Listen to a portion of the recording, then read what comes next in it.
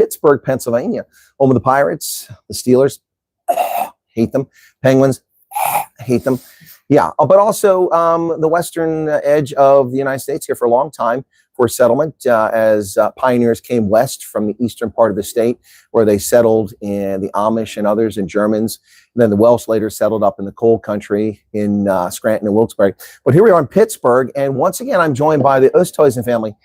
Listen, guys, last night, for those who caught the live stream, I said there was two things about this. These guys are awesome, talented across the board. Dare I say good looking? I'm not chatting anybody up here, but they're all pretty good looking too. Very talented family, you know, mountain bikers and dog trainers and rooster whisperers. It's really strange, you know, and security experts and an up and coming budding guy that's going to want to join the Navy too. So very talented family. And that was the first thing that from spending time with them last night in person that I remember. The second thing is just how sad this is for South Africa, that these folks had to leave South Africa and leave their lives behind. This is a lot of talent that South Africa will miss and can ill afford. And with that, let's just go ahead and turn the camera around. I'm going to try to get everybody in here, and this is probably going to be the best way to do it. So I'll flip the camera back and forth throughout this thing. So let's just go ahead and get started. Okay, there you go. All right, so we got everybody except just a little bit closer, and he'll be in there. There you go. Okay, all right. Levi, you're pretty good. You're pretty close here. Okay. Well, welcome back, guys. It's good to see you again. Now I've got to not look at the phone. I've got to look at you guys. So it's good to see you again. And can you believe I came all this way, 320 kilometers to see you guys? Yeah, it's a distance. Thank you. Yeah, it was a distance the other night. That's for sure. Driving, or was it last night? Gosh, the days just run together. So how are things going here so far in Pittsburgh for you guys? Lehani, what are you finding? We really enjoy being here in America to start off with, and we're very grateful for the opportunity.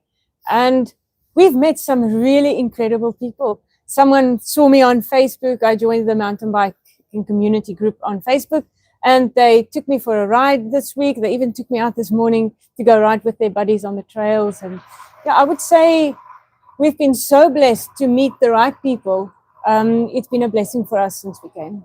Well, I have to say, I saw the video you sent me earlier. I guess that was for your Instagram. You're putting that on your Instagram. Yes. And it made me think, you know, I've been talking about my hip. And one of the things about my hip is that, you know, if I do get a replacement at some point, I won't be playing rugby anymore. And I won't be playing, you know, a lot of the contact sports. But I guess I can do mountain biking. That's not the high impact. And that's a great form of exercise. So maybe it's time after 35 years to get a new mountain bike because I haven't had one in a while. I think so too. Get an e-bike. You will love it. What's an e-bike? Is that like? So there's a battery in. It's you pedal, but it boosts the power. Okay, I thought maybe that was like you know an Uber or something. So it's basically pedal assist. Okay, panel. Okay, got pedal assist. Okay, gotcha. Cool beans. It's fun. It's just all right. Bend down. It stays fun. So I like the second part of what you said. The first part sounded like a paid political endorsement for the Refugee program, but the second part about meeting people is really cool. Vince, what about yourself? I mean, I understand that you've actually had success looking for work so far. Is that true? Yes, we, you know, I think contrary to the news that many people listen to, there are so many opportunities here. And if you really put your nose into it, you know, and start looking, it's everywhere. It's really not difficult. People are welcoming. People are open. They're friendly. And it's really not difficult to find something. Even in your field of interest, it's not difficult to find anything. You know, yeah. So Michael, or am I getting it wrong because it's actually pronounced Mikhail? What's the right way, my friend? The right pronunciation is Mikhail. Mikhail, okay. You just call me Michael. Well, I did, you know, but you got to try it. I got to make the effort. Mikhail Gorbachev. We got commies in the house. I didn't know he was a communist. No, just kidding. So how's your adjustment going? You've been here a few weeks now. I mean, since we did the live stream, are you enjoying it so far? Are you in school now, by the way? I'm not in school yet. What's going on with that? You're a truant. So far, I've been enjoying it. Really nice here. Okay, all right. What about the weather? Kind of weird. You went from summer to winter just like that, huh? It's nice. Oh, you like it? Okay. I like it. All right, we got a budding photographer here too, folks. He was couldn't wait to show me some of the photographs he took earlier. Some pretty impressive shots of things. So, Chris, let's shift over to you and Levi a little bit here in our conversation. Of course, I know a lot of people. Okay, I'm just going to flip the camera back for a second. I look. Let's be honest, guys. We know why you're here. It's not for these lovely people, and it's sure not for this dead sexy white guy. It's because Bruce is here. We'll get to Bruce. Hold your horses. But in the meantime, we're going to talk to the Rooster Whisperer and her fiance. So, Chris, how How's it going? I mean, we talked a bit before when you were on air. How's the adjustment going for you? Well, for me, it's been perfect. I mean, the flight, yeah, I slept 12 hours, so I didn't have much jet lag. And just being able to walk around and, experience the neighborhood, experience the public transport, and, feeling safe while you're walking, it's completely different than South Africa, Well, Chris, I'll admit that I appreciate and understand the ability to walk and feel safe. Yeah. The part I don't get is how excited you are about public transport. Maybe just because it works. That's the point. Yeah. I mean, if you've ever tried getting on a taxi as a white person in South Africa, I think you'll understand the very stark difference between that and the bus systems. Yeah, the bus systems. It's great being able to use the buses, going to places. You are able to go from one place to next, and it could be 2 miles, could be 4 miles, and it's possible, Well, no, I got you. But I'm sure once you have an automobile, you won't be so excited about public transport. I'm just saying. But I appreciate where you're coming from. So Levi, I'll ask about you in a moment, but I want to ask about Bruce. I mean, I met Bruce in person last night. Oh my goodness, that dog is friendly. But beyond that, he seems quite happy, and it's like there was no adjustment for him. Was there any adjustment whatsoever? So for him, I think the biggest adjustment was the weather. In South Africa, obviously, it's quite hot, and funny enough, his breed doesn't do too well in the heat. They're okay, but they'd rather stay indoors when it's hot. But when we got here to the cold, the first time he took a step into the cold, he was like, nope. So I had to get him dog boots. And after that, he actually adjusted very, very quickly. We went hiking with him without even the boots and the jacket, and he loved it. And funny enough, in South Africa, we had quite a big homestead property, and he never had zoomies. And those of you who have dogs know how they can have zoomies. He never had zoomies in that house. He never had zoomies in the yard. You'd go into the yard and pee and stuff, and he'd want to come right back in. But the first day that we got to our new property and I let him out into the backyard, he had zoomies around that entire property like it was the most exciting and happy thing for him ever. And he had zoomies in the house. So I think he can feel the vibe change. He loves it here too. Okay, so this is where we have South African English and American English, okay? When she started talking about zoomies, I thought she was talking about he had the runny tummy. But I think she means now he liked to run back and forth. Yeah. Okay, so that's a little slightly different use of language, like robots, R2-D2? No, that's a traffic light. All right, so that's one on me. I figured it out from the context, but initially I thought the wrong thing. See, that's the thing. We're divided by a common language sometimes. Anyway, so back to you guys. All right, so it's winter time, but you all seem to be enjoying it. Vince?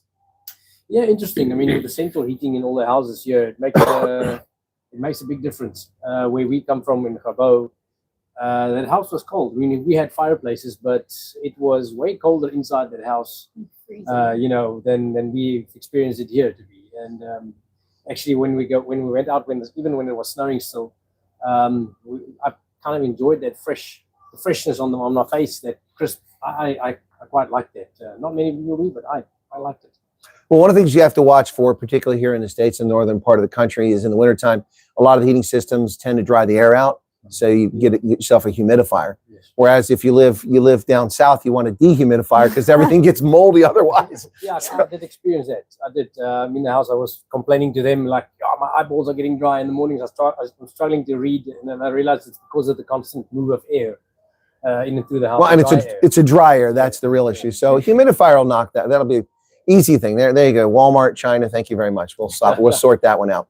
But Lehani, you have found yourself in a place which I don't know how the trails are around here, but the terrain is well suited for your love of mountain biking. Yes, absolutely. Obviously, when we came here, I couldn't just go out and ride. It was too wet and snowy. And I saw what you meant. There's ice on the road. It's black slippery. ice. Yeah, so I just stayed. That's not racist, by the way. That's not racist. And I found a secondhand. You can find secondhand things very cheap on Marketplace. I found a spinning bike on Marketplace, and I put that in my basement. So now I can train indoors when I want to train indoors and go ride outdoors, and there's no shortage of hills. I just go out my door and there's a lovely steep climb to do my intervals on. Well, there's definitely no shortage of hills. So I have family that live in what is today West Virginia, and spent some time in West Virginia. Ancestors colonized and settled that part of the country. And we have a phrase, and where you guys live at kind of reminds me that y'all live in a holler. Back in the holler, which is, actually hollow is the proper word, but we say holler. Yeah, as if it's spelled differently. But that's just kind of vernacular. But you kind of live in a holler. Last night I was, turn this around so folks can see me real quick. Last night when I drove to their house, there was someone in a huge SUV behind me on this narrow little, I'd call it country road, but it's actually in a town here. And the headlights were just blinding me. And I'm looking for their place. And it's like, your destination is on the left, 600 meters ahead. I'm driving. I'm like, this is just like a ridge line. There's nothing on the left. And then I see something up ahead, but I don't see if there's a place to pull in and park. I mean, like, okay, I see a house, but I don't see where to pull over.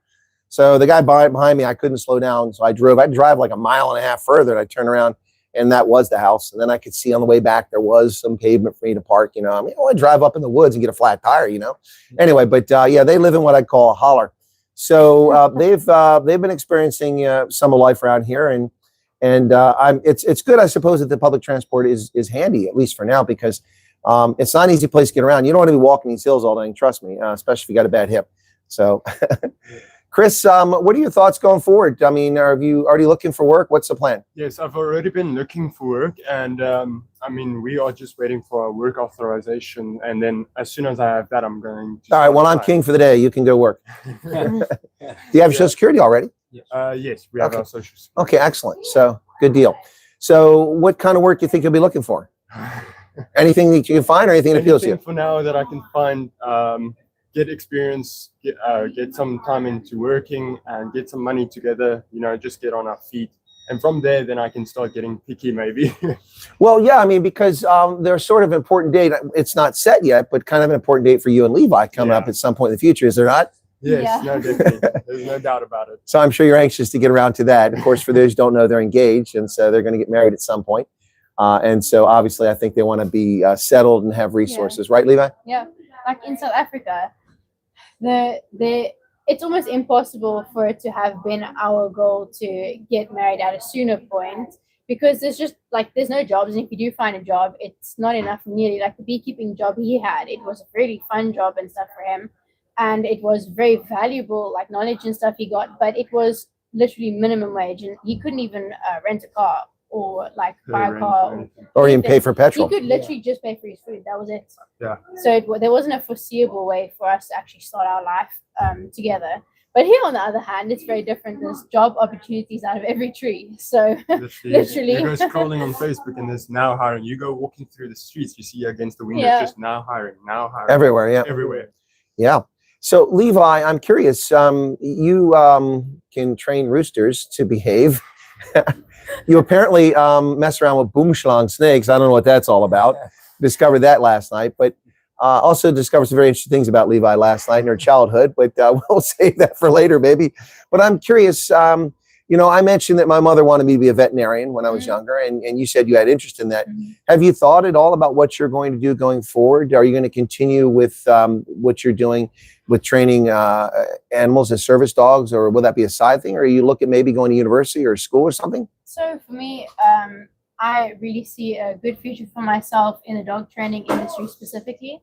And there are university courses that I can do for the dog training. They're few and far between, but there are a few good ones in the US. There was none in Africa. There was not even one university for dog training in Africa, the entire Africa.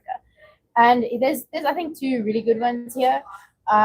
But the cool thing about dog training is experience is valued over a qualification, because qualifications are very easy to get. And not everyone with a qualification is going to be good for your dog. So many people here, actually, I was speaking to a few dog trainers, and they're like, you know what, just put the money you would put into your qualification into furthering your experience and building up your business, because it's going to be way more valuable for me in the long run.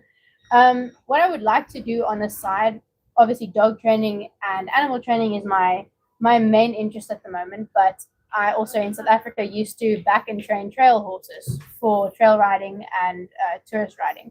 So that is something that I would like to do again on this side when the time comes. Obviously, it's a lot more expensive to get yourself started in that industry than in the dog training industry. So yeah, that will come in time. Well, I was going to say also having horses is not really an investment unless it's a racehorse that wins millions of dollars. It's a money hole. We used to have horses; they can be quite expensive, but they're wonderful creatures. I had one as well back in South Africa. What breed? So he was an American saddler crossed with a quarter horse. Yeah, he was kind of an oopsie foal. His father was a world champion saddle horse, and then the mother was just some trail riding quarter horse.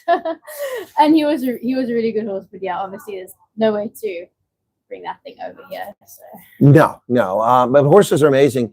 There's an organization in Pennsylvania that has service horses. Yeah.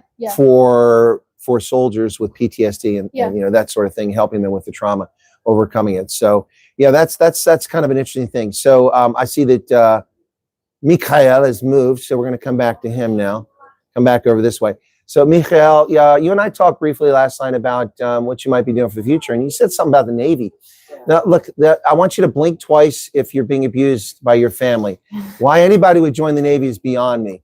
Can we talk to the Army about? No, just tell us what you're talking about. Are you really interested in the Navy? Is that something you might want to do? So what I was interested in was working on the engines that the Navy uses. Like on their ships? Yeah. Okay, all right. Well, yeah, we have ships in the Army, but all the engines are repaired by, we actually have the largest Navy in the world, the U.S. Army. Most people don't know that. We have over 10,000 ships, but they're all in dock, and they're for wartime, and we haven't used them since World War II. The ships have been replaced over time, but they're all repaired by contractors, not by Navy personnel. But in the Navy people do that. All right, so that's something you might think about doing. Yeah. Have you thought of anything else? Not really. No, it's fine. You're like 15. I mean, you shouldn't have an answer now. You're exploring and figuring out life. Okay. Well, that's interesting. Can you train boomslang? No. Okay, I'm just asking. I want to see if it runs in the family, because I got to say that was a strange trait there to hear about. I'm not much of an animal person. Okay, that's in stark contrast to your sister. Wow. He must perform for treats. For treats. Oh, gosh. Oh my goodness. So Vince, listen, you have a very fascinating family. I don't know if it comes up much, but I imagine you're kind of proud of your family. I am. I think sometimes as a father, especially with this big move for us, my big concern was really for the safety of my own family. And a lot of folks back home, a lot of our friends even, they don't know the details of why, we had to come.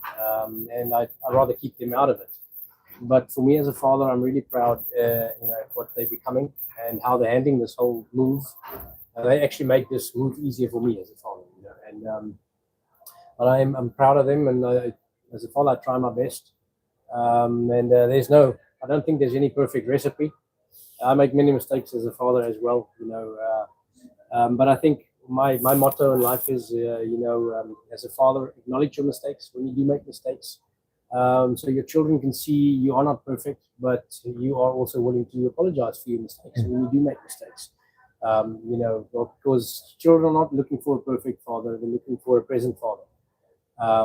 Ain't that the truth? That's willing to love them, and I say many times they frown many times at me when I tell them, no, don't do that, or get off your screen a little bit, and things like that. But I say to them, it's because I love you, I want the best for you, and I'm trying my best as the father. Excuse my mistakes, because I make mistakes. I'm not perfect, but I am very proud of them and what they're becoming, and yeah.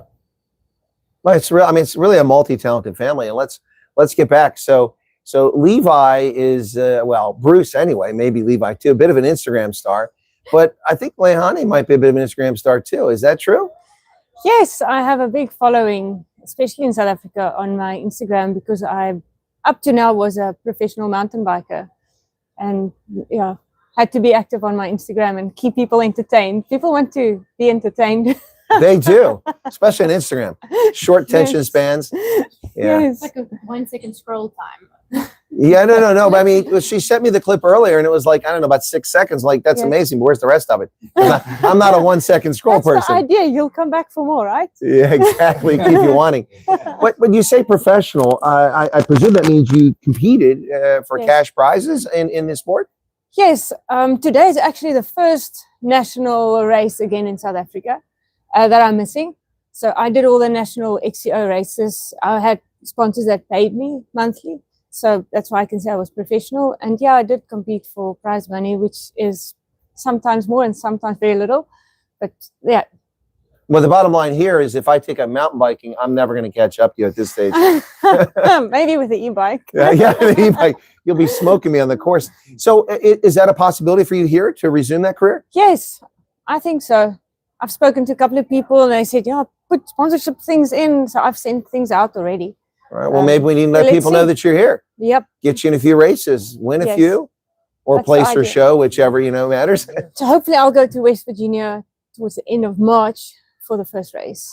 Okay. West Virginia, more hills. That's the idea. Oh, that's the idea. Well, it is. I guess for mountain biking, the key component of that is mountain, right? Yeah, okay. I'm thinking I just want to ride my bike along the flat space along the river down here in Pittsburgh, not this mountain stuff. My goodness. Oh, wow. So I guess maybe it's time that we say hello to the star that's not here. And what I'm going to ask is Levi to bring him around this end of the counter, and I'm going to turn the phone so you can see it. And then you guys can say hi to Bruce. Folks are probably asking, where is he? Where is he? Yeah, they're probably anxious, but let me turn the camera here so you guys can see him. All right, there we go. There you go. He's gonna check first because he just got up from a sleep. He was sleeping. Was he napping? Yeah. Sit. Good boy. You Look at the camera, Bruce. doesn't have any treats right now. So. Bruce, wave. Oh, there you Good go. boy. He's looking for a treat. If you wave at him, he should wave back. Hey, Wave. Bruce.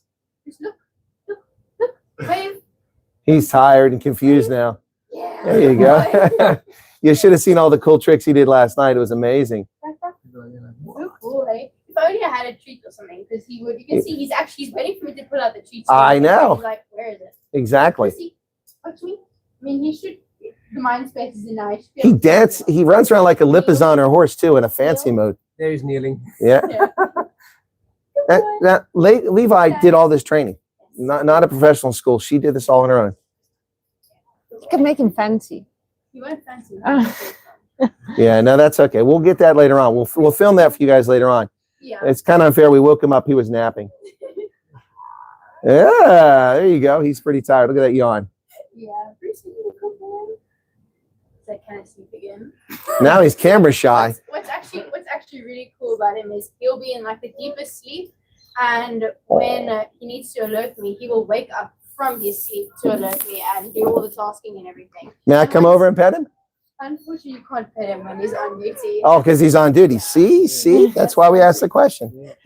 Yeah, because the thing is, he loves people so much. So if everyone were to like come over and pet him the whole time, he'd never be. He'd never be able to do his job. Yeah, he'd never be in a neutral mind space. Chrissy, down.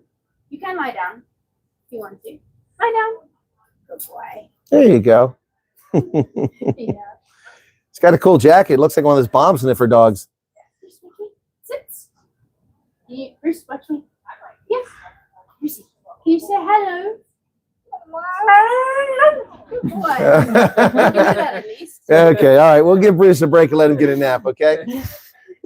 So that's Levi and Bruce, folks. Bruce saying hi there. You should have seen him last night, guys. I'm telling you, last night, that dog was having a blast. He wasn't out of control, but he was very active last night. He literally, the phrase dog with a bone came to mind last night. They've got this chew toy for him. And after he introduced himself to me and we said hi, and I sat there for a few minutes, they gave him the chew toy, and that dog played with that chew toy for 2.5 hours before I left. Yeah. But that's got to be better than, as we're talking about, better than the chew toys that you get in South Africa. Oh, absolutely. Yeah.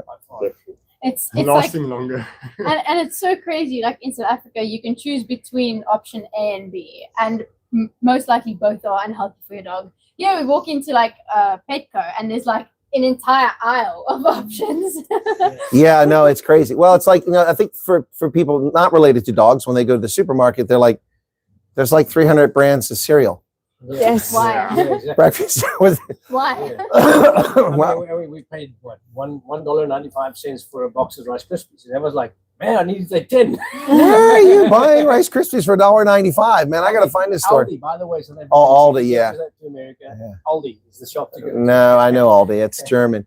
It's short for Albrecht. Yeah. So the guy that founded that, he and his brother passed away in their 90s recently. They founded that shop back in the 50s.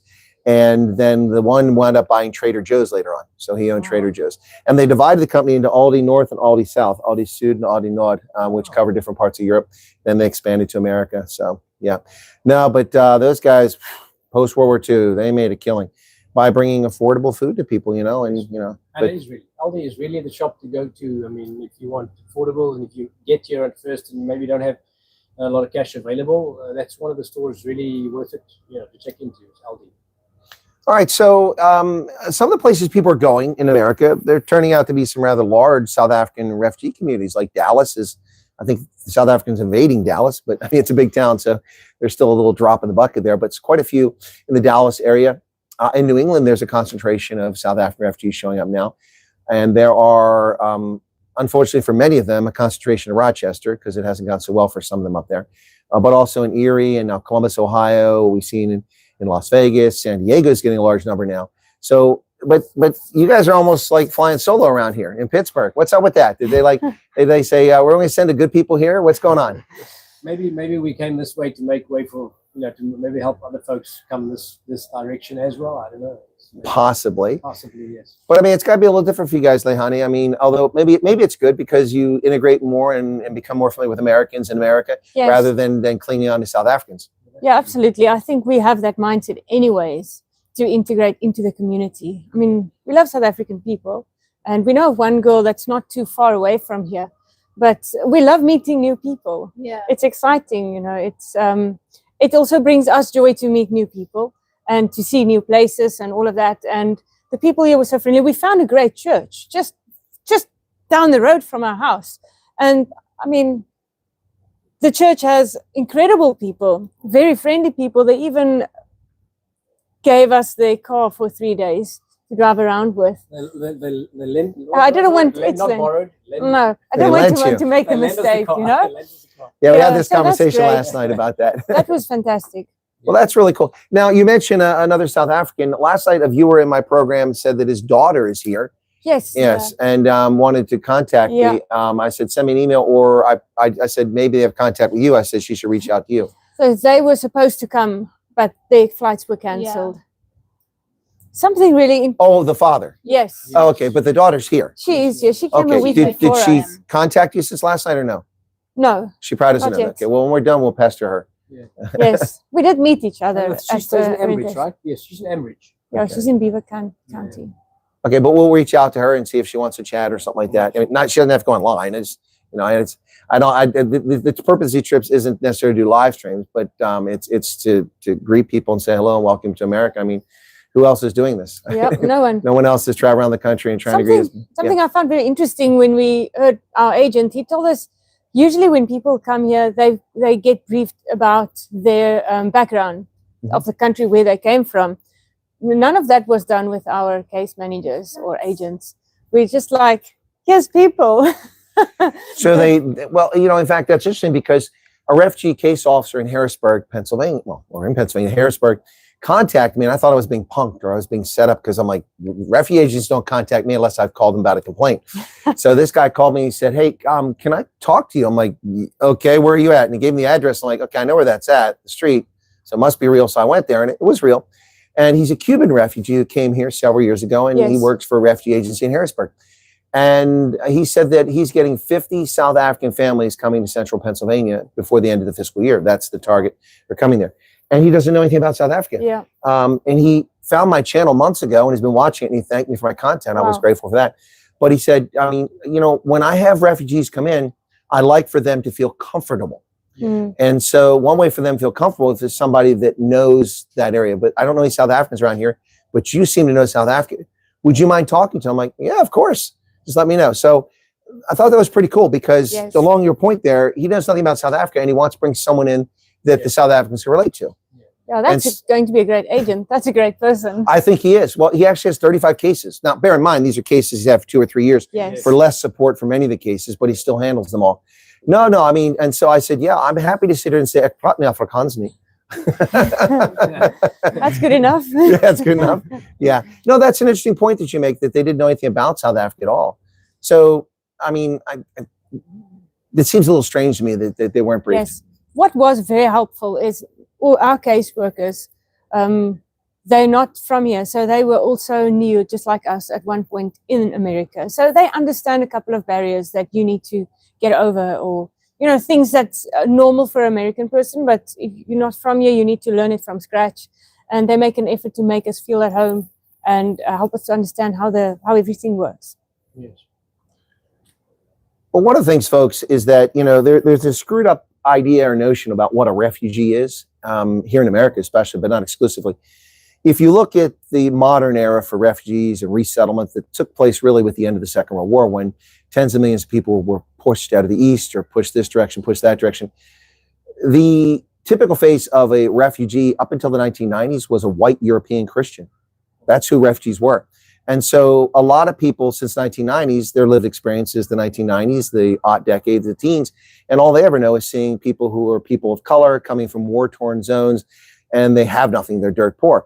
But if you go back to Kristallnacht in Germany in 1938, when the Jewish shops were attacked, the United States took in 95,000 Jewish refugees from Germany that year. Most of them were wealthy business owners. They weren't poor people of color. And so there's been this skewed concept or perception of what a refugee is. And I think that even though you're a refugee coming from South Africa, and this family obviously doesn't have much in the way of a tan going on with their skin pigmentation, so obviously they're white, and they're Christians, a lot of people presume that, well, okay, so it's not a big deal. They're just coming here. But there are a lot of cultural variations and things that you still have to understand. And so I think that's important. Bruce, what do you think? Do you think that matters for people to understand, you know, that there's a difference here? I mean, you're not American. So there are cultural things for you to understand and learn. Of course, you need to, especially with the ways people communicate. In South Africa, you might say a sentence in a certain tone of voice, and it might be completely normal, where on this side you say the very same thing in the same tone of voice. Here it might be perceived as a bit rude. So those are little things, which is, I mean, it's not a train smash, but it's important things to start picking up. And then the best way for you to start picking up on that is to get involved in the community. Start, you know, if you want to go to a church, start getting into a church, and get to know people. Get out of your comfort zone a little bit. You know, greet them. You know, start speaking to them spontaneously, and you'll start picking up on these little things quickly. Yeah. You know, and that I think it's important. If you want to integrate successfully into a community, I mean, it's important to put your own comfort zone aside a little bit, you know, and try and bridge the gap. If there's a gap, try and bridge the gap, and be flexible in your wanting to understand their point of view in communication. You know, like on email, I received some email from a place that I'm applying for work, and the lady in the email kept saying, fast forward to the future, and I was like, fast forward to the future. I'm getting what you're saying. So it was like saying in South Africa we would say, in other words, almost. Well, we say that in America too. I don't know. Maybe maybe it's a Pittsburgh thing. Or to make a long story short. Oh, there you go. Yeah, that's kind of what she meant, to make a long. But she said fast forward to the future. You know, so there's little things, but if you just integrate yourself into the community quickly and start communicating with people, you pick up on it very quickly. Like I said. I was speaking to her on the phone, and she was explaining things, and on my side, I said, yes, okay, I was agreeable. Just, you know, to let her know I understand what she's saying. And then she stopped and she said, can you give me a time, can you give me a chance to talk? I'm like, okay, I will be quiet on this side. Probably an individual personality quirk in that case. That's why that would be happens strange to me, but yeah. Yeah. Well, you know, you mentioned some things like you just said, you used a very much a Southern Africa phrase or aphorism. You said it's not a train smash. Not many Americans know that expression. We would say it's not the end of the world. Yes. Yeah. Yes. But I mean, but it's easy. Like it's easy to figure out from the context. Yes. But on a phone, not so easy because you can't read expressions, can you? yes. And a lot of communication is nonverbal. Well, speaking of nonverbal, let's come back over here to Levi. Nonverbal communication. Does that work with Bruce? I mean, is that part of it? Because I see your hands a lot of times doing things. Yeah, so Bruce knows most of like his most often used commands, if I can put it that way. He has a verbal command in English and in Afrikaans, and he has a hand signal for the same command.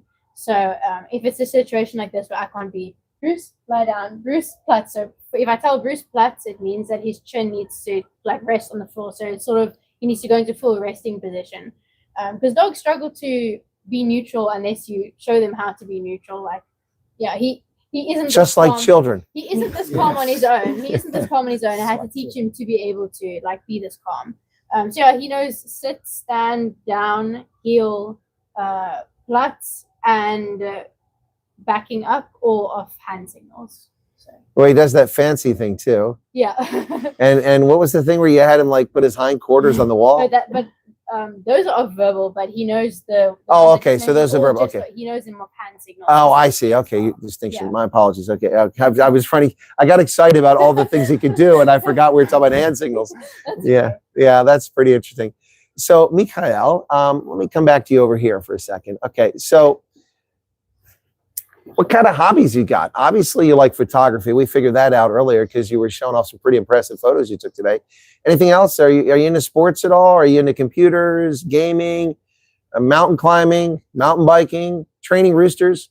So I'm not really into sports, but I like pretty much anything that is involved with technology. I also like engines a lot, like mechanical things too. Well, that's cool. So, I mean, have you ever had a chance to tear things apart and rebuild them? Yes. I currently took apart my laptop completely and put it back together at least 3 times. Does it work? Yeah. Okay, just checking. Just checking. I mean, I don't know if you guys have got a DVR or something in the house and now you can't watch any shows. Yeah. Well, that's pretty cool. I used to build PCs, but not Oh, really? laptops. Yeah, I used to build PCs. PC's not that hard. You just have to know what. It's basically very complex Lego. Yeah, exactly. I was just going to say that. It's like a Lego. You just got to know what things to turn on and off. Exactly. No, that's a good comparison. All right. So you're kind of electronic and mechanically inclined, it sounds like. Yeah. All right. Cool beans. Chris, what about you? Hobbies? I mean, other than getting married? I mean, that's not really a hobby. That's a job, brother, in case you haven't figured that part out. Yeah, no, I mean, firstly, You weren't ready for this question, were you? I wasn't ready for it. See, I don't coach my guest. CNN. Yeah, no, I mean, I like chess. I love playing guitar. Music is definitely one of my. Are you good at chess? I wouldn't say so, but He beats all of us. He beats all of us. for now, yeah, I'm all right. I'm okay. Okay. But He's modest. yeah, I'm all right. But music is definitely piano, guitar, all those things. You play those? I try to. Well, I can't. I couldn't save my life with that Yeah, stuff. no, I definitely try to. I played a bit of guitar at home for the church that we were attending. So yeah, no, that's pretty much it. All right, cool beans. All right, guys. So, have you thought? I mean, I know it's a bit early days here, Leilani, but have you thought? I mean, maybe it's an unfair question, but I mean, what about down the road? Summer's coming up, and hopefully the folks will have jobs by then, and things will be running smoothly. And then Mikhail will wind up enrolled in school at some point, so we don't have to send the truancy officer after him. But have you thought about the summertime, maybe vacation? Because our summer's different. It starts in June, and that's after Memorial Day. And have you guys thought about maybe if you have a car, maybe going somewhere? Yes, we'll go find mountain bike trails. It's easy. Oh, wait, that's very self-serving here. We're just Yes, going so- to for their so- mountain bike. Yeah, so where trails are, there's places for Bruce to walk, and technology breaks all the time, and Michael can fix it. And Vince is my coach, so he's also busy. Yeah, I don't know if that's a vacation. And we would actually, you know, if we are able to, we would actually really like to travel the country a bit. Mhm. You know, see some interesting places that we've always seen on National Geographic. You know, see the Yellowstone National Park, or No, I was just there. It's amazing. go and maybe walk a bit on the Appalachian trails. And Well, that's not too well from here. It's a little bit of a drive, Yeah. but if you come over my way, it's 5 minutes from my house. so we would like to see that. You know, things that we've seen on TV and on documentaries. Make a plan and try and visit those sites first. You know, if it's possible. You know, if it would be for us, it's like a dream to get maybe in a big motorhome and just drive a little bit. You know, it's always been a big dream. Yeah. But yeah, it's something that's achievable. Nothing is unachievable. You know, with the correct planning, I guess you know it's possible. We have no desire to go see big cities. We're country people, all of us. We want to go to nature reserves and, like you said, you know, see the wonders, the nature wonders of America. There are so many. It's difficult to choose. No, I hear you. In the couple of years after I retired from the military, before my hips started bothering me, I walked every morning, an hour and a half, an hour in the evening. And my favorite time to do that was in the fall and the spring, but especially in the fall, because I would walk, I'd park my car somewhere like in a fire station or something like that in a country road, and then walk in the back roads. And invariably I walk across a flock of turkeys in a field, or, you know, I'd see deer or something like that. It's just beautiful with the fall colors and stuff like that. So I appreciate where you're coming from in that, but you're still not selling me that your mountain bike trip is a vacation for the family. I took my mountain bike with rollers to the Kruger National Park and trained there next to my tent. So it goes everywhere. And you brought your mountain bike with you, right? Didn't you? Yes. Yeah. You're able to do that Yes. on the flight. That's pretty cool, because that's not an insignificant investment. A mountain bike, you put some time and energy Yeah. into those things. Yeah, and it's kind of a personal thing, isn't it? Yes. We went for a run the other night, and we actually saw our first raccoon. Oh, Right raccoons. across the road, a big one. Like Yeah, I the first. was surprised how big they are actually. Yeah, they can get quite large. The first time I ever saw a raccoon is I was camping as a young kid outside of Baltimore. There's a state park just west of Patapsco State Park, which is named after the Patapsco River, which is a Native American term. But Patapsco State Park, and we'd had like spaghetti, and it was in a container on a picnic table, and the tent was next to it. It was pouring down rain, and I heard this rustling outside. I'm like, "What's that noise?" And I looked out the tent, and there's a raccoon scooping up my spaghetti, sitting there looking at me like, "What do you want?" Yeah, first time I ever saw a raccoon for real. I was like, "Okay, all right, enjoy your meal. I'm not coming out there in the rain. You get wet." Yeah, no, interesting. Well, we've also got lots of other things. Possum, you'll see possum around. Yeah, and then hopefully you don't run across a skunk. I saw one on the Hey, bike. we saw Did you? deer Yes. outside our little backyard. Oh, I'm sure you'll see deer. There's lots of them around. We've seen a Yeah, lot, yes. yeah, and they're easy to We spot. saw a bald Yeah, eagle. we did. That's all. Yes. Well, you know, the bald eagles were nearly wiped out because of Oh, wow. DDT. And then they restricted the use of DDT, a pesticide, back in the 60s. And they made a huge comeback. The bald eagles all over the lower 48 now. It was only in a few states for a while there. So you can find them all over. It's amazing. But we have bald eagle, we have osprey, we have hawks, red-tailed hawks, all kinds of things. Yeah. So yeah, there's a lot to see out there. And you're in the right state to see wildlife. You don't have to go far anywhere in Pennsylvania to see wildlife. It's all around you, and nature. And the terrain here is pretty cool, as you've discovered with your bike. Yes. So when you do these races, I mean, what are they like? Are they like 10, 20, 100 kilometers? What are The what do you call it? The Track? format of Format. racing that I used to do, or that I Uh-huh. like the most, is high intensity racing, 6 laps altogether, and it's about an hour and a half to complete the entire race. So it's you see how much you can suffer in an hour and a half, and then it's over and done with steep up and steep down with jumps and all. The XCOs. Yeah, the it's XCOs. So it's course based, not Yes. distance Yes, based. yes. Okay, but they generally, it's supposed to be roughly an hour and a half for a race normally? Yes. Okay. But I also have done the Cape Epic. The viewers should know that. It's a 6 or 7 day stage race Yes, it is. back in Cape Town. And we had a good result on that race. Well, that's good. Yeah. Someone asked in the chat, that's the first question I've seen. Most people are talking about Bruce or talking about things, but it's the first chat question. They ask about whether you've had injuries. I imagine you've had injuries mountain biking. You really want to know? Probably a lot, huh? Yes, the Cape Town Cycle Tour is the worst. That's a road race. And I did it in the elite ladies category. And that was violent at times. And I scraped away Oh, the other racers. yeah. Oh, I thought you meant like the conditioning for it. No, the people in the peloton. So I crashed in that race and I scraped away my funny bone Ah, and ow, everything ow, around that. ow. And the She nerve, struggles to be yeah. funny. Yeah, and after the she lost nerve. funny bone. Yeah, so yeah, in short, that's the worst one. Oh gosh, that sounds terrible. You know, years ago, I thought that I wanted to run the Comrades, and then I stopped taking stupid pills. So no, I always wanted to run the Comrades ultramarathon when I used to run, and I thought it'd be really cool to run from Peter Maritzburg down to Derby because you come down the ocean. And I talked to someone from South Africa, said, "Think about that, bro," or "Bro." He said, "Bro, think about that, bro." And I paused for a second. I thought about it. I said, "I'll bet you think it's better the other way." He goes, "Yeah, it's better." I said, "I bet I know why." Because coming downhill, the constant tension on your tendons and your joints is you're always and it's always pulling at that. It may be more physically demanding to go uphill, but it's less demanding on your body. Yes. And so, yeah, but I will never be running the comrades. My father-in-law has a saying, I'm going to say it in Afrikaans and I'll repeat it in Yeah. English. As die gevoel by my opkom, dan gaan sit ek op die bank tot die gevoel verbygaan. Yeah, that was a little too fast for me.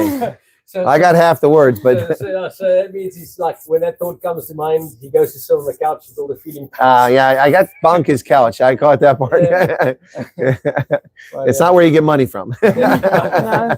Exactly. Talking about the nature, Yeah. I would really like to see a timber rattlesnake. So when the Okay. weather warms up, All right. when the Okay. weather So, warms up and it's like springtime, Okay. you can bet I'm going to be in every forest around here looking for a timber rattlesnake. So okay. So here's a programming announcement. I've got to let you guys in on something. I was going to keep this just between me and the family, but okay. So this one, Levi. Apparently, she used to go to Kruger and catch lizards and use them as earrings. I didn't kill them. I didn't kill them. No, she didn't kill them, but she befriended them. Let's just say that, and used them as fashion accessories. I guess her ears hadn't been pierced yet. Maybe that was what the issue was. And then apparently she likes to chase snakes, and she catches tarantulas. I really, you know. So, I mean, these are good parents. I doubt she was abused or bounced on her head as a child. So nobody knows where this is coming from. Even she doesn't. But I mean, just a programming announcement here. Look, she was just coming down from Table Mountain. And, you know, she fought a battle with a boomslang snake. I'm telling you. It's pretty crazy here. That was unplanned. That was unplanned. Yeah, that's what she tells us. We weren't there. I'm going to ask Bruce about it. He was there. Yes. Yeah, and she's a qualified snake trainer. No, not snake snake trainer. trainer. Snake trainer. Snake charmer? No. I'm a, Snake catcher, I I'm a mean. qualified venomous snake handler Handler, that's the and word. remover, and also I'm qualified in venomous snake bite first aid. Hey, so Chris, along those lines about removal, do you have experience removing hives? You know, when bees set up in place they're not supposed to? Yes. So actually, we had a big fire in I already forgot. Stanford. Yeah, I know And- Stanford. Yeah, and we actually had to get a bunch of bee boxes out of the way because the fire was going straight for it. No, I don't mean the hives. I'm talking about like when they Oh. swarm and they go like in a roof or an Oh, on. yeah. No, because that's a big deal. I mean, people need that service. That's, I mean, as a side thing, it might be something you want to consider Mm. Yes. for relocating bees. So actually, my last job before I came here was getting bees out of a roof. And yeah, no, it's a hectic job. Well, there's this lady on TikTok, and on I think she's on YouTube too as well, from Texas, the bee lady. Yeah, you know, yeah. She- Saving the bees. yeah. Oh my gosh. It's just like it's like so cool. Those videos, they're addictive. It's like today we went out and the bees were here, and just another day saving the bees. Yeah. Yeah, you know it. It's amazing content, you know. And she does some really great stuff. They save a lot of bees. When I was at Velpedoct a couple years ago, when Steve Hoffmeyer forced me to sing with him, yes, that was awkward because I can't sing, but he forced me to sing with him. But that day, early in the day, Skulk Berger, Senior, the old elder one, he owns Velpedoct. He had a bunch of bees that got in a hollowed out part of a tree right next to his building there, and there were thousands of them, and they were a menace. And you know, African bees are not as friendly as our honeybees. So I said, "Are you trying to get rid of them?" He goes, "Yeah, I'm trying to find someone to get rid of them." And I knew some beekeepers, and I called them to see if they could remove them.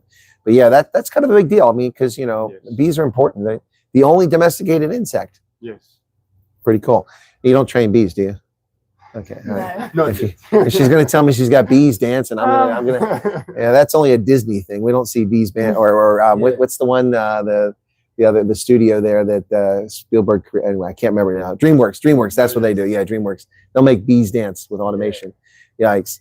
All right, so what about you, Mikael? I mean, you know, snakes and bees. I know you're not really big in animals, but what about nature? Your mom's like going to drag you guys off on a bike race and claim it's a vacation. I like nature. Like hiking in it, seeing it, or what? Yeah. Okay. Pretty okay. much anything that like involves me walking in nature. Do you have a preference for beaches or mountains or forests? I prefer like mountainy places apart from like beaches. Okay. All right. That's cool. All right. I'm going to do something I rarely do with folks. All right. So I'm going to give you guys a chance to ask me some questions. The things that are out of bounds is Well, you know that I have 13 wives in 16 wives in 13 countries. So we don't need to talk about that. But you can ask me a question, and if I don't want to answer it, I'll say no. But if you want to ask me a question, I only rarely do my guests get to ask me questions. Anybody a curious question? Okay, I'll go on. Town or country? Country, peri-urban. I need to be near. I don't need to be on a farm 10 miles from everybody else. But I also don't need to be in a city. Yeah. That's a How good do you question. remember everyone that you meet in South Africa? Because I I've have no noticed idea. I on forgot your lives- name. No. No, you remember the names, and you remember. I asked you, can you remember meeting us? And like, I saw you in quickly through your files, and Yeah, I, but then yes, yes. when he said what he said, I'm like, yes, I do remember that. Yeah. No, it looks for the meet and greets and for meeting people. Up until last year, it was usually a few people, a one-off, some event tied to my head. Why I remember people like Kali Roo. I know him because he set up the thing for me to speak to the farmers in Rustenburg, in Zeros, excuse me. And so I remember that. But it became a lot more challenging last year. I mean, when I went to Strand for that meet and greet, the previous time we had 6 people. So we went to the Kapstadt Brauerei, because I like German beer and I wasn't driving. So hey. Anyway, but yeah, so I figured there might be 30 or 40 people there because there was interest in the refugee program. And I couldn't get in the door. There were like 40 people down there wanting me to sign autographs and greeting me. Finally, Garrett Gillich came down and said, hey, you get upstairs, man. People are waiting for you. I'm like, okay, guys, let's go upstairs. There were 150 people in the restaurant and all there to meet with me and see me. It was really cool. And I'll admit that I don't remember a lot of the names, but I'm good at faces usually. So, especially people who are attractive. No, just kidding. No, but no, so it's not so easy. I'll admit I'm not great with names, but I certainly remember encounters with people. I mean, look, life is interesting, and that's why one of the reasons why I do what I do, this sort of thing, and why I was in the Army, because people are fascinating. It's like when I interview a lot of my guests, a lot of times they're like, well, I don't know if I want to do this. Why not? I'm not very interesting. I don't have anything to say. And I said, it doesn't matter. A good storyteller, a good interviewer can pull those things out of you. Yeah. I mean, who else is talking about boomschlang snakes tonight, right? I mean, So I mean, my point is that it's just I enjoy it, and maybe that's why I do it. So that's a good question. I have another question Okay. as well. The one question that you cannot hear again from the refugees, that you just heard it too many times. Yeah. It's driving you insane. What is that? I have an idea, but let's hear what you say. Yeah, that one question that drives you nuts the most. I haven't really thought about this. I I mean, thought that's you a had. really good question. I hadn't thought about it. It's hard because it comes in waves. New people discover the program and the same old silly questions come up again. I say silly because a lot of these questions people can get the answer very quickly, but I see them going other places asking people, and people that know nothing about refugees or asylum, and then they run around. The thing that irritates me, not the questions, but the people who are adamant that they're correct when they don't know what they're talking about. Yeah. And then those who go run around and spread rumors and say, I lie to people, mislead people because they're correct, and they're just usually not. But the question, I guess, that really, I don't know, maybe, I guess this is the one that's kind of, will the program continue after President Trump is done? You don't get that often, but I mean, like, who could possibly answer that question? Yeah. I mean, so it's a little frustrating, but now the questions, there was a period where it was becoming annoying, but because some of those people were trolls. They weren't real refugee aspirants. They were coming into the chat. They wanted to get attention and they wanted to draw attention. So they asked the same question over, see if they could get a rise out of me. So that, and also some of the people, you tell them something and they hear what they want to hear. That's what's frustrating for me. It's like, I did the video in response to the Reuters story about the 4,500 being processed each month. And if you watch the video and you listen, you'll see where I said, if this report is correct, and it seems to be correct because they pulled a government contract, then they'll be able to process. And if they do process many people, it stands to reason, if they want to, they will be able to send 4,500 per month because it works out to 150 per day. But people hear what they want to hear, and then they ask the same question. Do you think the 4,500 is a hard? I just explained that. That's probably the most frustrating thing is when I make the videos and you get people, because a lot of people will tell people, go ask this guy something. They don't know who I am. Oh, I watch all your videos. They don't watch my videos. Yeah. I mean, I say the same thing over and over again. If you watch any of my videos, you would have heard the answer to that question. So, yeah, there isn't any particular question. Well, I get it. People don't know. There's an opaque behavior to this program. The government isn't forthcoming. You're kind of in limbo. I mean, let me ask you guys, Levi, at any point, were you concerned that you might not get in this program, or were you on pins and needles at any point? We were we were with pins and needles from the day we applied till the day we landed here. Yeah. Wow. Even See? throughout the entire process, because I think throughout the entire process, you hear something, then you don't hear something, then you hear that these people have gone over and they applied after. That doesn't you. help, does it? And yeah, because these people, they applied like 4 months after. Yeah, of course you do. And they're gone now. And then you hear people in your neighborhood, oh, they applied just the other day and they're also over and we're still waiting. And then we finally have our flight tickets. Then they're cancelled and we're told, well, we can't tell you if you're going to go to the same place. We can't tell you if you go to the same airport, which is the one airport. We couldn't enter the US from any other airport with Bruce. Because Bruce, yeah. They can't tell us how fast they're going to process this, if they're going to process this. I mean, imagine that. So that just made it 100 times worse. There's a lot of uncertainties. Yeah. As an aspirant, there's a lot of uncertainties that you face every day. I mean, and I think points that have been touched already that people really need to take note of is don't quit your job unless you have gotten the word. I have said that since February 7th. Don't sell your house unless you know I'm flying next week. Yep. Until you have tickets in hand. Yes. And even then, it turns out it's not a guarantee. Yeah. Even then, Yes. so it is nerve-wracking, and we have full understanding. And I really want to encourage folks back home. So just hang in there. Don't become discouraged. Hang in there. Because one of the biggest questions for us was, is our case severe enough? Is it bad enough? Mm-hmm. But that's not the point. The point is, and I think that's what many people may miss, and that it's about what possibly is coming, and that's what the U.S. government is really wanting to save people from. If I have the liberty to say it like that, and Sure. I don't censor anybody, CNN. Just be completely honest, be completely open. Don't try and be someone you're not.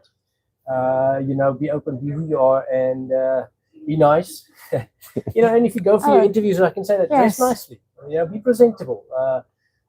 Be neat. So no flip-flops and cut-off shorts? Be neat, be clean. Pull up your pants. Pull up your pants. But that's just my opinion on the matter. But really, hang in there, folks. It will change for you. We were nervous many times. We even had arguments in the house. Did you say something wrong? Or did you say something wrong? And well, geez, I can imagine. We had arguments, and it caused many, strife and tension. Much strife and tension in the house. But hang in there, be patient. There are people looking out for you that you don't realize. They are behind the scenes. They're looking out for you and for this program. And just be patient on that. So a follow-up to Lehana's question, just to answer specifically, in my case, is that I think some people think that I don't have empathy, or that maybe I'm cold-hearted, or that I just don't get it. But I do get it, folks. I do understand. And that's why I've been doing what I've been doing for so long now, and longer than anyone else. Not that really matters. Being there, longevity doesn't mean you're right or you're good. But my point is that I do understand. And this is why the moment that we found out that flights were canceled on the 26th of September, my first phone call was to Carl von Blerk from Food Socks. Not because I think that giving people inexpensive food is a way to bring them down, but I knew a lot of people didn't have resources. Now they don't have a house, they don't have an apartment, they don't have a car. They may not have money, because some people just don't have money because they've been discriminated against. And so they need something to eat. And I made the offer, and I called Carl, and I didn't even finish the sentence. And Carl von Blerk said, "Yes, Chris, we'll do this." And Food Socks fronted 15,000 Rand out of their pocket before I was so busy before I started saying, well, they're paying for this out of their charity. I mean, that's going to add up at some point, because I keep sending them names after I verify who these people are. And so I said, how much money have you spent? He told me 15,000. Like, wow. And never asked for a penny. So then I asked for people to help raise money. We raised another 20+ thousand. But, I do understand people. I get it. See, I think what a lot of people don't understand is that, like, when they complain to me about what's happening to them in Reno or in Buffalo or in Pittsburgh or in Cleveland, I've been to these places. Okay. I know these places. So, and even if I don't, I'm pretty good researcher. I can find out what's going on pretty quickly. But I do understand. I've been all over South Africa. I know the circumstances of people living in, Indians, coloreds, whites, black South Africans. I get it. I do have empathy. I wouldn't bother doing this, certainly not for this level of compensation, which is virtually zero, for what's going on here. So I think that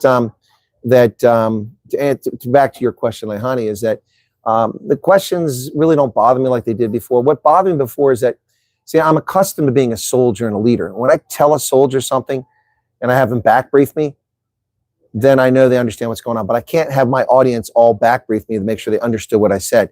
So then when someone comes 2 minutes later and asks the exact same question I just answered, to me, it's like, well, I just showed up in the stream. I'm the most important person here. Let me ask my question now instead of watching it from the beginning. Yes. And rather than a question, that's probably the thing that's most frustrating. Okay, can I ask you something? You may? Do you need a passport to apply for this program?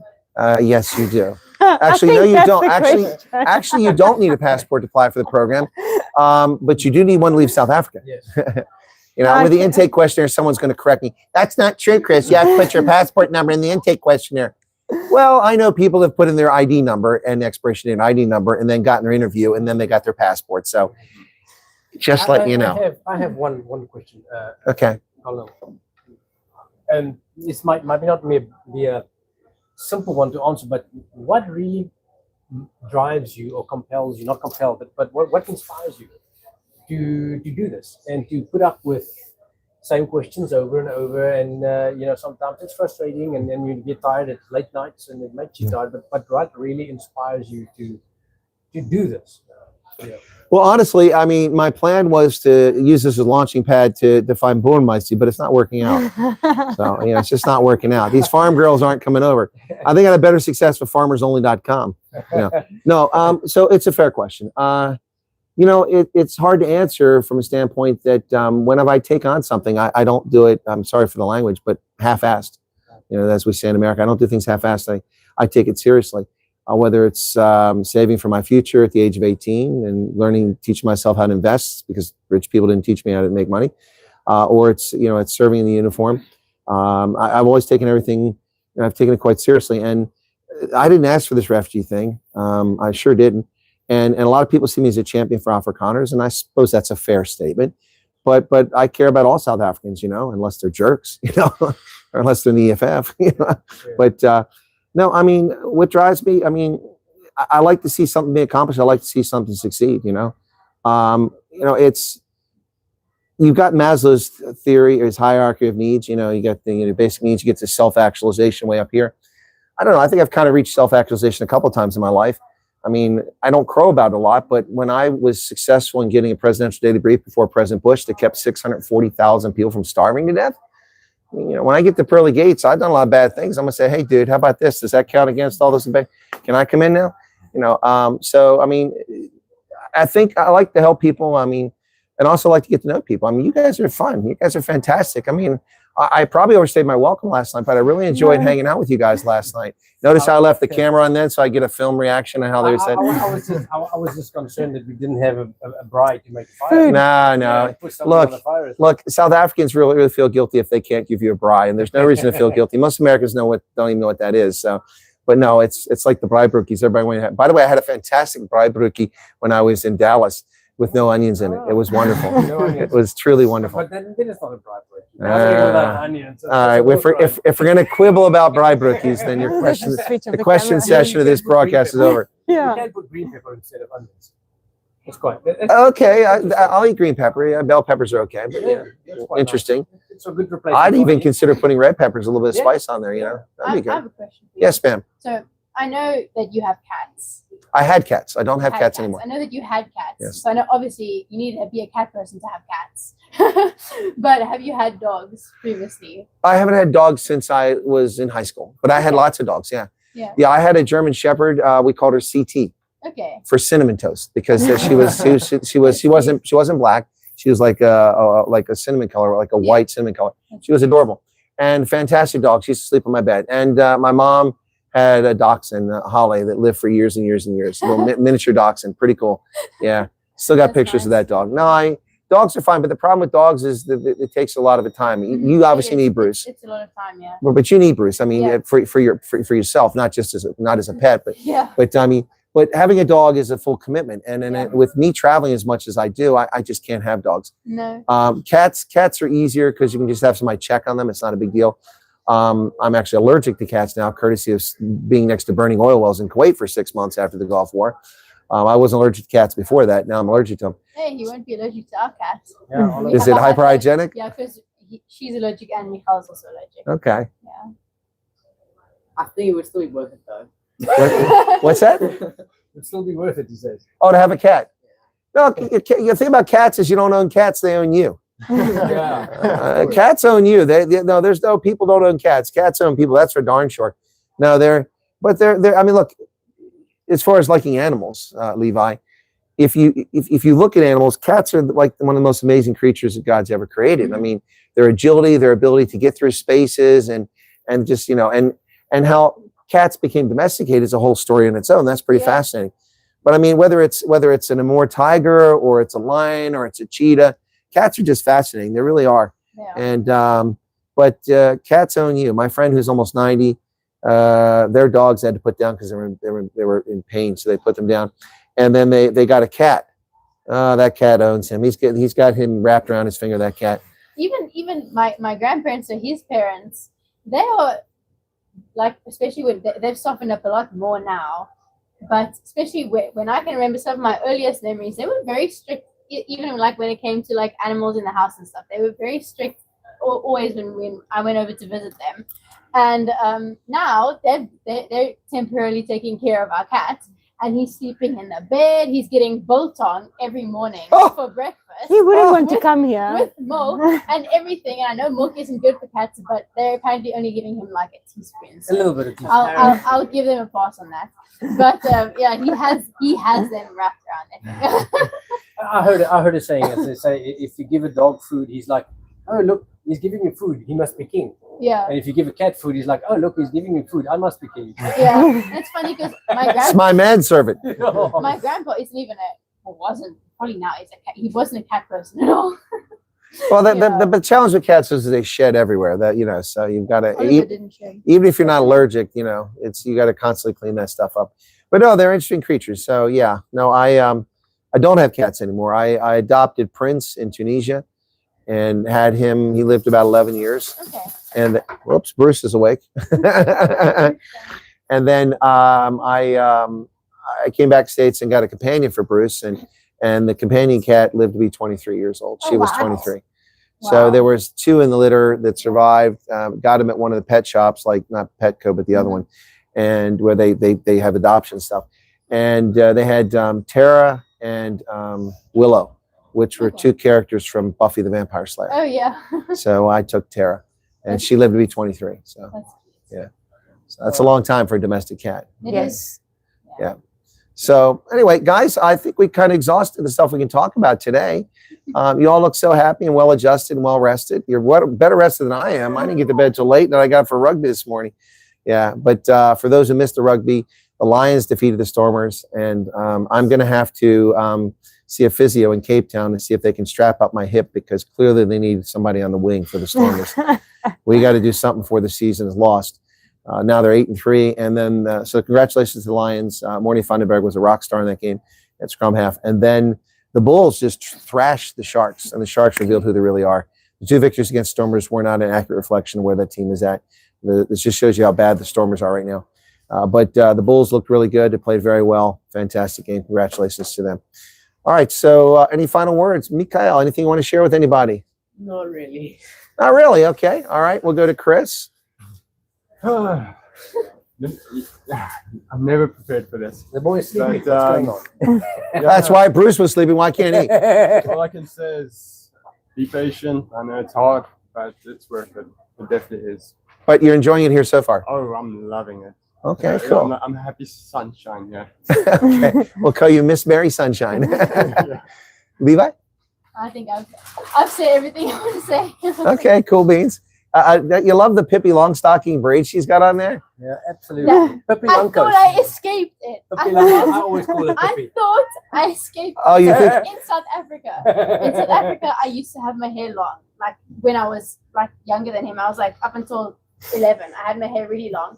And everybody in Afrikaans, it's Pippi Longcoat. Yeah, So it's yeah. Pippi Longstocking, but Pippi Longcoat.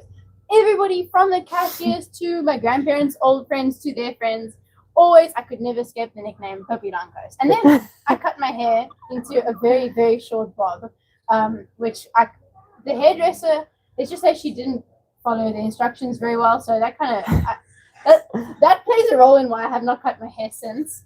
And I kind of forgot about it. Puppy. Now it followed me. Well, I call her Puppy said Puppy. did you assume that Americans don't know Pippi Longstocking? No, I just didn't expect it to be referenced here. I don't know. Okay. Well, before I move on, I do want to ask you this question. With Bruce and the Instagram channel you have, is it still going well? And are you getting more American viewers now that you have an American IP address, or has it not panned out that way yet? It's going really well. My Instagram still says I'm based in South Africa, and I've tried everything to try and change it. So I need to look a bit more into that because it hasn't changed it. But I can location tag on all of my posts. So I've just been location tagging the US, Pennsylvania.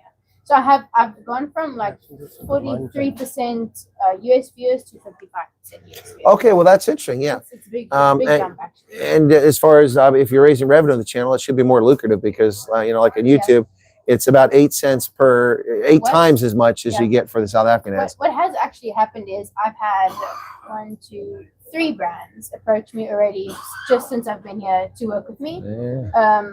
The first brand is like a dog apparel brand, so like they do dog breed art on the back of t-shirts and stuff. The second brand is for working dog gear specifically, harnesses and stuff. I'm actually expecting that brand sponsored harness to arrive today. Very expensive gear. It's One Tigress. So it's very, very expensive gear, top of the range. Well, that's awesome. That's pretty cool. And then in a few days, I'm also expecting a collar from a different sponsor. That's also Brilliant. Working. All right, now we got to get sponsors to cough up cash too.